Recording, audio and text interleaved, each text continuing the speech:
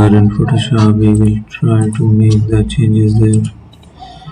We will explore the further designs, use a paint there.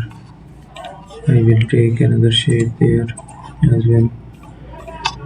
So let's try to make the changes. I will use another design. There it is. Add some eraser tool there. Make the design. Let's try the different option.